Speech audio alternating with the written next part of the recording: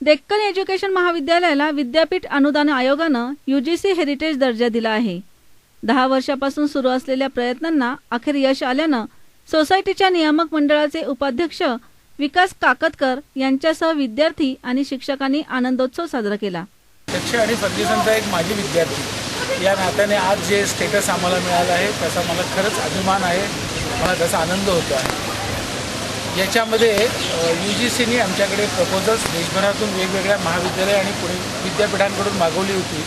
अशी जी 60 प्रपोजल्स आली होती त्यामधून फक्त 19 प्रपोजल्स त्यांनी शॉर्टलिस्ट केली आहेत। 5 कोटी रुपयापर्यंतची ग्रँट ह्या स्कीमखाली मिळणार होती। वेगवेगळ्या स्वरूपाच्या इन्फ्रास्ट्रक्चरल किंवा नवीन डिजिटलायझेशनसारख्या गोष्टींचं अपग्रेडेशन करण्यासाठी म्हणून त्याच्यासाठी प्रपोजल आम्ही दाखल केलं होतं। माझे सहकारी डॉक्टर परदेशी, प्रिन्सिपल फर्ग्युसन कॉलेज, माझे उपप्राचार्य नितीन कुलकर्णी आणि डॉक्टर समीर तागाळकर की जे हा सगळा प्रकल्प मुद्दाम हाताळत होते, त्यांनी अनेक महिने याच्यावरती कष्ट घेऊन हा प्रपोजल तयार केलं होतं आणि एप्रिल महिन्यामध्ये याचं प्रेझेंटेशन आम्ही UGCला दिलं होतं।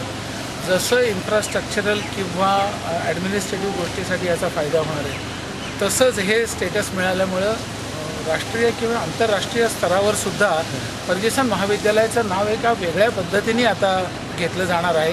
कारण असं स्टेटस असणारी फक्त 19 कॉलेजेस किंवा विद्यापीठं ही संपूर्ण देशभरामध्ये आहेत। अर्थात हे सगळं जे श्रेय आहे हे सगळं श्रेय हे फर्ग्युसन महाविद्यालयातील माझे शिक्षक शिक्षकेतर सहकारी आणि माझे नियामक मंडळ व परिषदेतील सहकारी यांनी एकत्रितरित्या जो काम केलं त्याचं मला वाटतं हे आज आम्हाला मिळालेलं चांगलं फळ आहे। क्रायटेरिया काय होता याचा? या क्रायटेरियामध्ये आपण जे प्रकल्प त्यांच्यासमोर सादर केलेत आणि याच्या अगोदर UGCच्या ज्या वेगवेगळ्या स्कीम्स येऊन गेला की ज्याचा बेनिफिट फर्ग्युसन महाविद्यालयाला झाला होता त्याचं प्रॉपर युटिलायझेशन झालं की नाही आणि 100 वर्षाच्या काळामध्ये खरोखरीच आपला अकॅडमिक परफॉर्मन्स काय आहे, बाकीच्या गोष्टींमधला परफॉर्मन्स काय हे सगळं त्यांनी तपासलं आणि त्यानंतर या महाविद्यालयांचा किंवा विद्यापीठाचा या स्टेटससाठी विचार केला गेला।